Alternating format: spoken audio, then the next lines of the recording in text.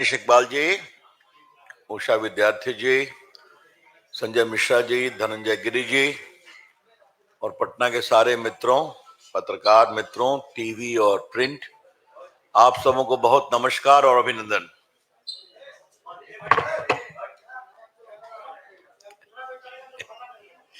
आपने ठीक कर लिया अपना।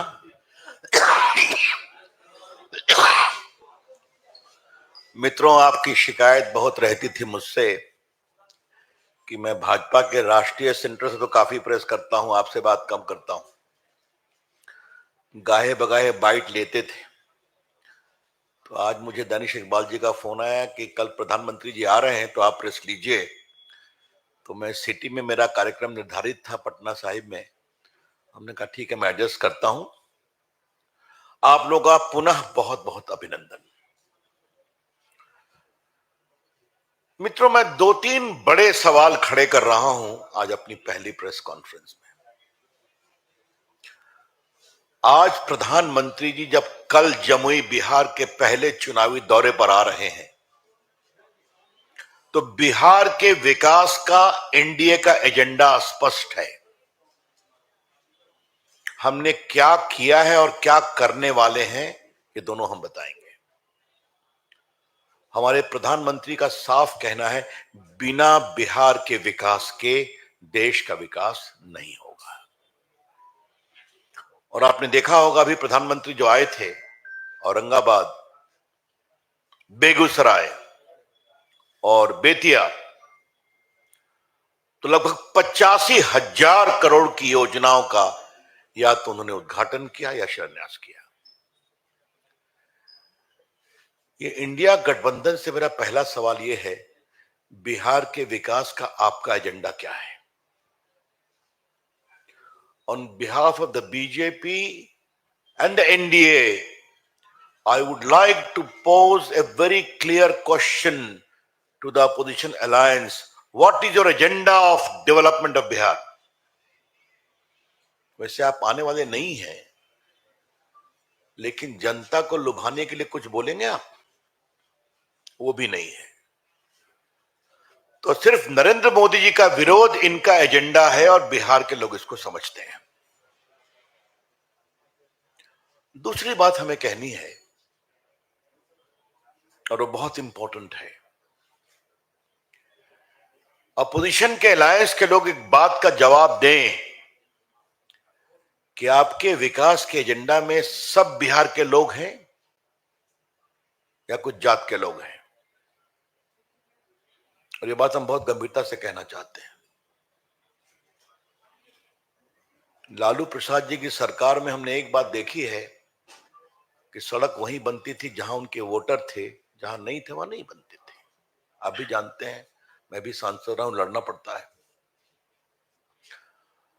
आज, और ये बात मैं बिहार के लोगों को बहुत गर्व से कहना चाहता हूं, अगर 80 करोड़ लोगों को राशन मिला तो सबको मिल रहा है, और कोरोना का टीका लगा तो सबको लग रहा है। और अगर हर गांव में बिजली गई, भारत सरकार और नीतीश कुमार की सरकार दोनों ने काम किया तो हर गांव में बिजली गई। अगर ग्रामीण सड़कें बन रही हैं तो हर में बन रही हैं, अगर नेशनल हाईवे बन रहा है तो हर जगह बन रहा है। इसे कहते हैं समावेशी विकास। तो हमने अपने समावेशी विकास के बारे में क्या किया ये बताया और आगे यही करेंगे। आपने क्या किया आप बताइए। हाँ, परिवार के लिए खूब करते हैं, इसमें कोई शक नहीं है। लालू प्रसाद जी किसको बनाते हैं मुख्यमंत्री, किसको लड़वाते हैं, ये उनका विषय है। लेकिन क्या लालू प्रसाद जी कभी इस बात की चिंता करेंगे कि उनके समाज के और उनके विधायकों में कोई साधारण यादव एमएलए उनका मुख्यमंत्री बन सकता है? मैं इस बात को बहुत गंभीरता से उठा रहा हूं। तो ये सामाजिक न्याय का छलावा है। It is a deception on the plea of social justice. वो बात करते हैं अल्पसंख्यकों की, उनके पार्टी में बहुत से अल्पसंख्यक नेता भी हैं ना, कभी उनको मुख्यमंत्री की बात बनाने की सोच सकते हैं क्या? तो बस वहां अपने नहीं तो पत्नी, नहीं तो बेटे। एक तरफ ये नैरेटिव है और एक तरफ नैरेटिव ये है कि एक गरीब परिवार में पैदा हुए नरेंद्र मोदी प्रधानमंत्री बनते हैं, साधारण कार्यकर्ता हमारे सम्राट जी और विजय बाबू डिप्टी चीफ मिनिस्टर बनते हैं। इसके पहले Sushil Modi deputy chief minister थे। हमारे ऐसे लोगों को केंद्रीय मंत्री बनाते हैं। ये बहुत सोचना जरूरी है। जरा शांत रहें उधर हमारे मित्र। ये जो है ना, और ये एजेंडा हम बिहार में रखेंगे। बिहार के प्रामाणिक विकास, जिसमें आर्थिक विकास है, जिसमें सामाजिक विकास है, जिसमें प्रामाणिक सामाजिक न्याय है, वो नरेंद्र मोदी की अगुवाई में ही बिहार में आएगा। ये तीन बातें मुझे आरंभ में टिप्पणी करनी थी। मित्रों, मैं आज आपके सामने कुछ मोटी बात कहना चाहता हूं। बिहार के लिए नरेंद्र मोदी सरकार ने क्या क्या किया है। 2 सेंट्रल यूनिवर्सिटी आई है या नहीं आई है, मुझे बताइए। बोधगया में और मोतिहारी में पूसा एग्रीकल्चर यूनिवर्सिटी में। नेशनल हाईवे का जाल बिछा है कि नहीं बिछा है। आज मैं पटना का सांसद, मुझे गर्व होता है। पटना में मेट्रो आई कि नहीं आई, आप मुझे बताइए। भारत सरकार ने 450 करोड़ दिया, बाकी प्रदेश सरकार ने दिया। पटना से वंदे भारत चली कि नहीं चली, एक कलकत्ता के लिए, एक रांची के लिए, एक अयोध्या के लिए। और मुझे अश्विनी वैष्णव ने प्रॉमिस किया है, जिस दिन स्लीपर का वंदे भारत चलेगी, पहला पटना दिल्ली पटना को मिलेगा। पटना के स्टेशनों का और अमृतकाल योजना में बिहार के स्टेशनों का उत्थान हो रहा है कि नहीं हो रहा है, आप मुझे बताइए। तो क्या रेलवे, क्या नेशनल हाईवे, बरौनी फर्टिलाइजर को 20 साल से बंद था ना, प्रधानमंत्री ने कहा था ना, आज वो शुरू हो गया कि नहीं। जो प्रधानमंत्री कहते हैं कि शिलान्यास भी मैं ही करता हूं, उद्घाटन भी मैं ही करता हूं। अभी जो प्रधानमंत्री आए थे तो मैं देख रहा था, मैं भी कभी कभी, पटना की बात कंप्लीट कर दूं। पटना में महात्मा गांधी सेतु टूट रहा था ना, याद होगा आपको, और ये पत्रकारों को जानना जरूरी है। 6 लेन का पुल वहां बन रहा है, क्योंकि महात्मा गांधी का सेतु कांग्रेस डिजाइन का था, फॉल्टी था, वो हवा के ऊपर धस जाया करता था। दुनिया में 2 ही पुल बना था, एक मेक्सिको में और एक हमारे पटना में। तो उसको तोड़ा जा रहा था। हम लोग दिल्ली गए, गडकरी जी से मिले, पीएम से मिले कि पहला ब्रिज है, इसको बनवा दीजिए। तो मजाक में कहे, उसके बगल में तो 6 लेन बन रहा है। 1700 करोड़ रुपया से महात्मा गांधी सेतु बना, बगल में 6 लेन। छपरा और पटना का तो जेपी सेतु आप जानते ही हैं।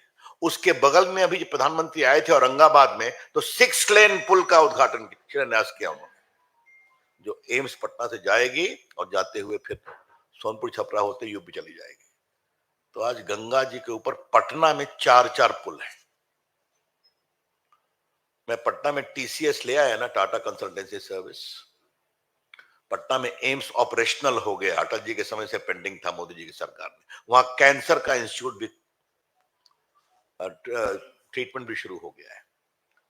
तो पटना में मेट्रो, हाँ एक बात तो मैं बताना ही भूल गया, मैं लगा हुआ था, मुझे सफलता मिल गई है। NH30 जाम रहता है ना, आप लोग आते हैं तो अनीशाबाद से एलिवेटेड सड़क 1000 करोड़ रुपए की योजना से मैं बनवा रहा हूं। और मैं कृतज्ञ हूं गडकरी जी को, माननीय प्रधानमंत्री जी और गडकरी जी का, ने सहमति दे दी है। उतरेगा दीदारगंज, जाइए आप, चलिए निकल जाइए NH30 में, आगे बख्तियारपुर, बाढ़, राजगीर। तो पटना के ही इंफ्रास्ट्रक्चर के लिए बड़े बड़े काम हो रहे हैं। और कितना आपके बड़ा बड़ा सफाई का सेंटर बना है पटना में, प्रधानमंत्री ने उद्घाटन किया सैकड़ों करोड़ से। वो मैं आपको गिनाने की आवश्यकता नहीं समझता, कई बातों को आप जानते हैं। पटना एयरपोर्ट मैं बताना ही भूल गया, लगभग 1400 करोड़ रुपए की पटना एयरपोर्ट बन रहा है कि नहीं बन रहा है, बताइए आप। वहां नए टर्मिनल बनने जा रहे हैं, 3-4 महीने में शुरू हो जाएगा। दरभंगा एयरपोर्ट ऑपरेशनल हो गया कि नहीं? 9-10 लाख लोग उड़ते हैं। और मुझे सबसे अच्छा लगता है कि दरभंगा से आजकल कोयम्बटूर की भी फ्लाइट है, चेन्नई की फ्लाइट है, केरला की फ्लाइट है। अच्छा लगता है। मेरे साथ एक मजदूर आ रहा था, थैंक यू, एक मजदूर आ रहा था तो मुझसे मिलने आया।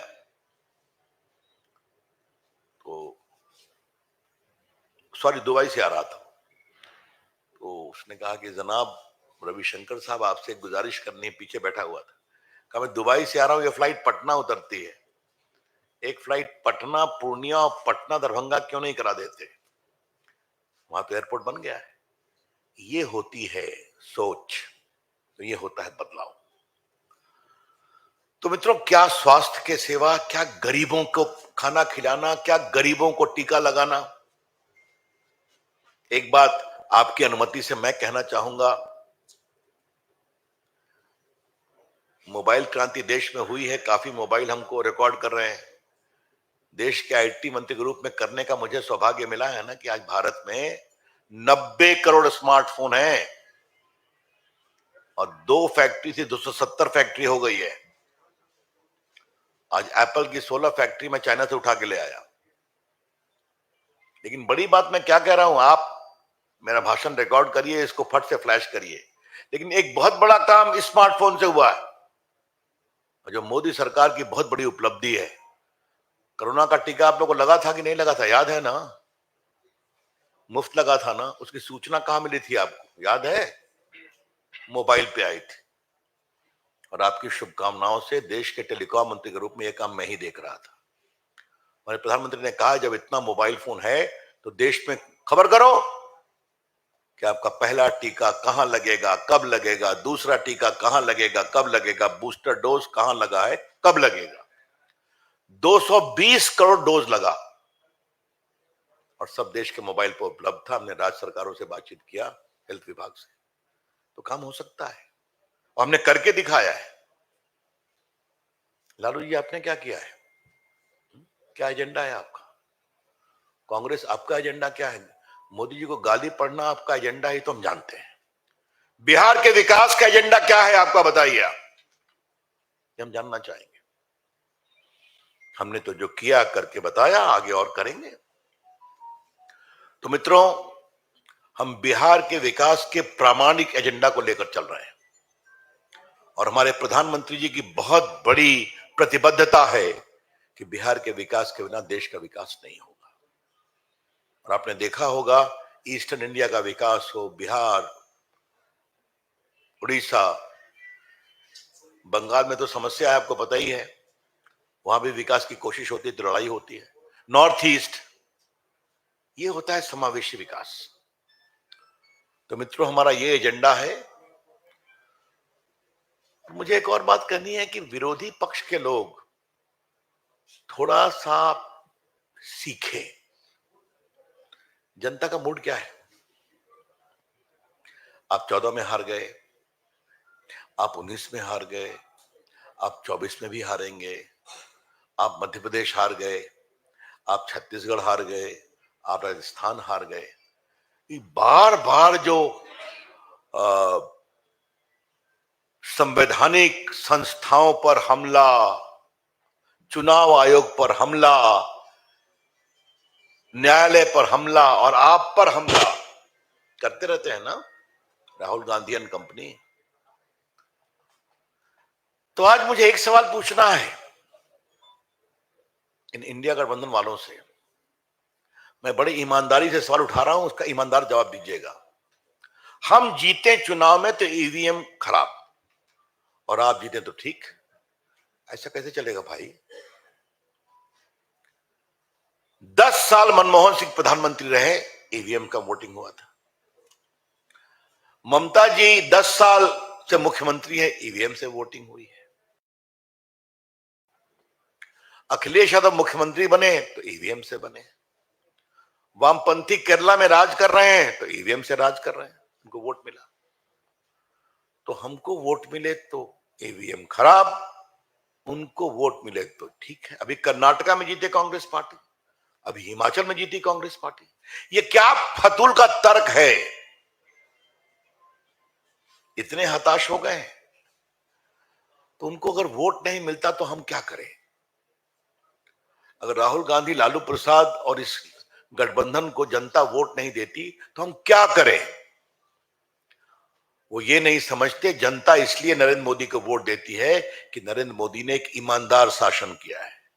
जनता इसलिए वोट देती है नरेंद्र मोदी को कि नरेंद्र मोदी ने गरीबों की चिंता की है, पिछड़ों अति पिछड़ों की चिंता की है। नरेंद्र मोदी की वोट इसलिए देती है कि एक फ्रेजाइल इकोनॉमी थी, पॉलिसी पैरालिसिस मनमोहन सरकार में, आज नीति, नियत, नेता स्पष्ट है। तो भारत की अर्थव्यवस्था दुनिया की 5वीं हो गई, 3री बनने जा रही है। आतंकवाद के खिलाफ सख्त कार्रवाई और आंख दिखाने वाले पड़ोसियों के खिलाफ सख्त कार्रवाई। सनातन का सम्मान और प्रभु राम का सम्मान, जब ये उद्देश्य लेके चलते हैं नरेंद्र मोदी जी, तो जनता विश्वास करती है। और आपका आलम क्या है? मैं तो रामलला जी का वकील था, तो मुझे भी बुलाया गया था, तो मुझे लग रहा था कि लास्ट में सोनिया गांधी, राहुल गांधी आ जाएंगे। लालू जी पर हमको डाउट था। साहब कोई नहीं आया। आपको बाकायदे निमंत्रित किया गया था। तो वोट बैंक पॉलिटिक्स कितना जकड़े हुई है विरोधी गठबंधन को कि वो किसी सीमा तक जा सकते हैं। तो देश देखता है ना, तो देश देखता है तो वोट देता है ना। तो आप रोते काहे हैं? तो अपना चाल चलन ठीक नहीं करेंगे तो लोकतंत्र खतरे में है, तो न्यायालय नहीं सुनता, ईवीएम खराब है, तो बैलेट पेपर ले आओ, मतलब फिर लूट करो बैलेट पेपर की। आप लोग सब अनुभवी पत्रकार हैं ना जी। कितना लड़ाई होती थी बिहार में, कितनी लाश गिरती थी। पटना में तो कितनी बार बूथ पर हम लोग बैठे थे तो कितना चेजिंग, चहेटा चहेटी होता था। आज तो खत्म हो गया ना। मुझे गर्व है चुनाव आयोग पर। न्यायालय आपको बिल देती है ना, देती है। न्यायालय बाकी निर्णय भी करती है क्योंकि भारत के न्यायालय भी स्वतंत्र है। और जो वो मीडिया को गाली पढ़ते हैं, वही मीडिया आपके इस बात को दिखाता है कि नहीं टीवी पर। हम तो ये शब्दों का प्रयोग नहीं करते। तो ये खींच है, एक हताशा है, हमको वोट नहीं मिलता। तो अपनी करनी ठीक करिएगा तो वोट मिलेगा। तो करनी ठीक नहीं करते हैं और मीडिया को गाली, न्यायालय को गाली, संविधान को गाली, चुनाव आयोग को गाली। तो देश देखता है। और मैं उम्मीद करूंगा कि बिहार में राग बंद होगा। संवैधानिक संस्थाओं पर बेशर्मी भरा आरोप लगाना और हमला करना बंद करे इंडिया गठबंधन। इस देश लोकतंत्र पर हमें नाज है, बहुत नाज है। दुनिया को भारत के लोकतंत्र पर नाज है क्योंकि दुनिया देखती है। क्या देश का गरीब आदमी जानता है कि केंद्र में किसको वोट देना है, प्रदेश में किसको वोट देना है? तो मैं इन लोगों से आग्रह करूंगा, कृपया करके देश के मतदाताओं को समझाइए। अब आप मतदाताओं को नहीं समझा पा रहे हैं तो हम क्या करें? अब जाके हम उनके लिए वोट मांगे तो हम करने वाले नहीं है। तो मुझे लगा कि आज ये बताना जरूरी है। मित्रों, प्रधानमंत्री जी कल आ रहे हैं, उनका बहुत स्वागत, उनका बहुत अभिनंदन।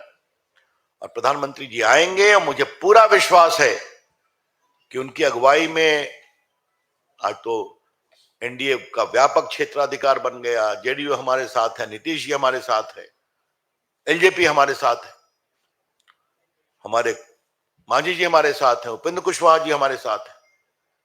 तो 40 की 40 सीटें हम निर्णायक रूप से जीतेंगे।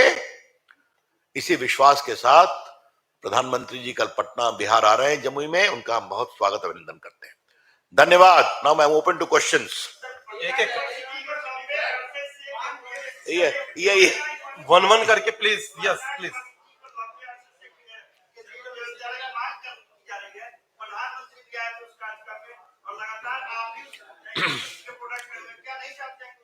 आप कहां के प्रोडक्ट हैं? देखिए, एक बात बताएं, पटना यूनिवर्सिटी के विकास के लिए हम लोग बहुत सक्रिय हैं और रहेंगे। ये भी एक आइडिया है। कई और यूनिवर्सिटी की मांग है, उस पर उचित समय पर विचार किया जाएगा। इन पटना के इंजीनियरिंग कॉलेज को एनआईटी बनाया गया कि नहीं किया? आज जाके देखिए पटना इंजीनियरिंग कॉलेज में अटल जी की सरकार में बनाया गया था, मोदी जी सरकार, और अब मैंने आईटी मंत्री के रूप में वहां बहुत काम कराया है। आज देखिए पटना का एनआईटी भारत के टॉप एनआईटी में है, ये भी आपके सामने है, और भी काम करें। Yes, please, please. आपने कहा कि सारे दल हमारे साथ हैं, लेकिन देश से ही कोई फैसला नहीं ले पा रहे हैं, उनको क्या कहेंगे? मैं किसी पर व्यक्तिगत टिप्पणी नहीं करूंगा, उनका अधिकार है, वो क्या निर्णय करते हैं। Yes, please.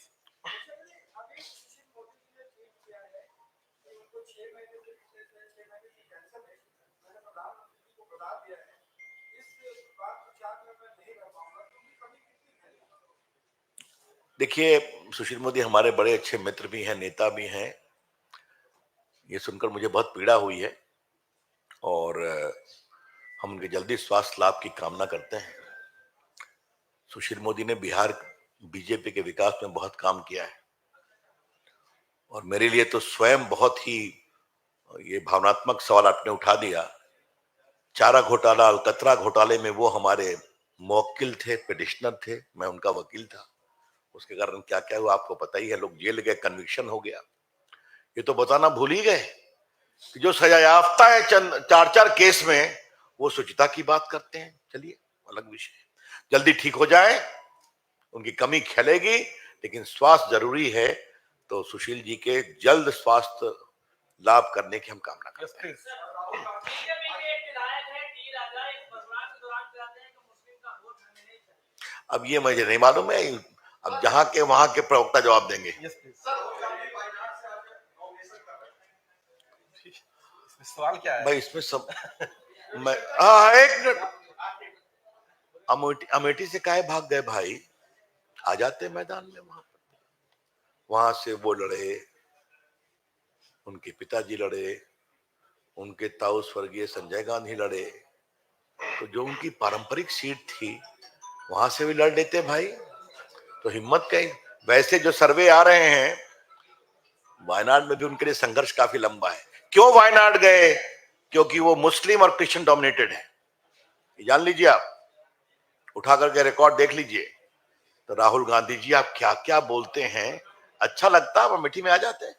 सर सावन से रोहिणी आचार्य ने कल कहा कि 11 ऐसे कैंडिडेट्स हैं बीजेपी, एलजेपी और टीडीपी के, जो या तो किसी के बहनोई है, किसी के बेटे हैं, किसी की वाइफ है, तो जो हमारे ऊपर परिवारवाद का आरोप लगाते हैं, पहले इस लिस्ट के बारे में बताएं। देखिए पहले आप एक बात समझिए, हमने कभी किसी के बेटा के या बेटी के इलेक्शन लड़ने पर कोई आपत्ति उठाई है?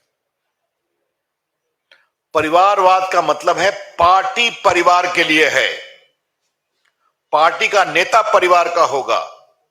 पिता हटेंगे तो पत्नी बनेगी मुख्यमंत्री या बेटा बनेगा उप मुख्यमंत्री, और अब बहनों की फौज बढ़ती जा रही है, इसे कहते हैं परिवारवाद। और ये कई जगह पर है, करुणानिधि हुए स्टालिन, देश में कई जगह पर है, और हमारे पे नरेंद्र मोदी जी एक चाय बनाने वाले के यहां गरीबी में पैदा हुए, आज देश के बड़े नेता बने। ये देश परिवारवाद से चिढ़ रहा है, ये समझना चाहिए। बाकी मैं कोई व्यक्तिगत टिप्पणी नहीं करता। आम आदमी पार्टी के सांसद संजय सिंह पर बेल मिला, सुप्रीम कोर्ट ने एजेंसी को कहा कि कहां है वो पैसा और क्यों आपने ट्रायल के बिना 6 महीने। देखिए मैं सुप्रीम कोर्ट के ऑब्जर्वेशन पर कुछ नहीं करूंगा। 6 महीना से वो जेल में थे, उनका इन्वेस्टिगेशन कंप्लीट हो गया, उनको बेल मिली है और शर्तें भी मिली है कि इसका दुरुपयोग नहीं करेंगे।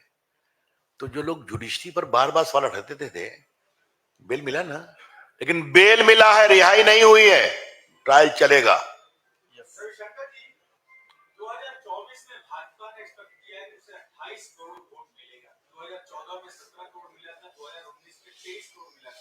तो क्या इसको जो 28 करोड़ वोट मिले, इसके लिए वो कुछ खास तैयारी कर रहे हैं? अब आपने देखा है हमारे प्रधानमंत्री कितनी मेहनत कर रहे हैं।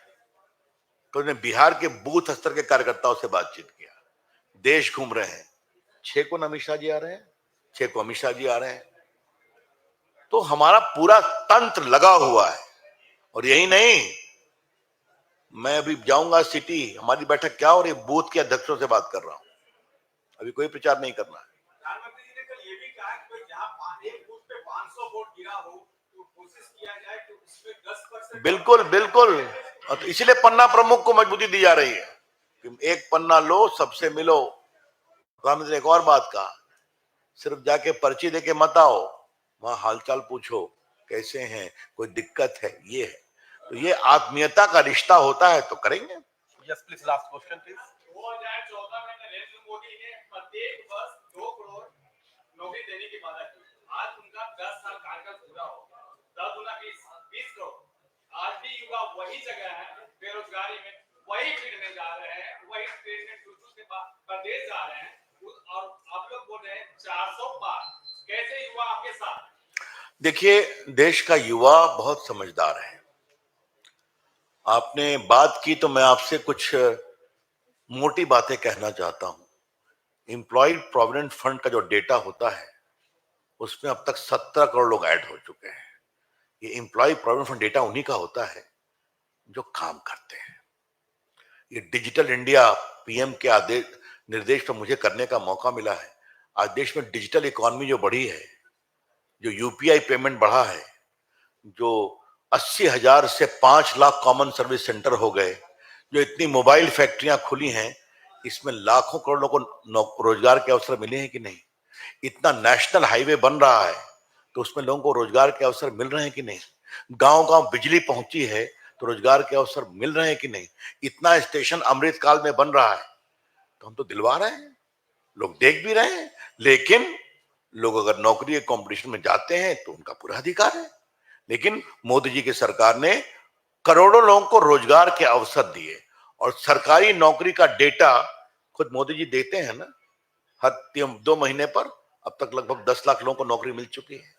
तो ये तो सीधा रिकॉर्ड पर है, लोग देख भी रहे हैं।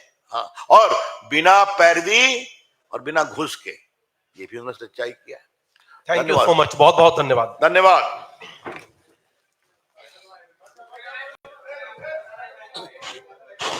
अच्छा भैया, नमस्ते।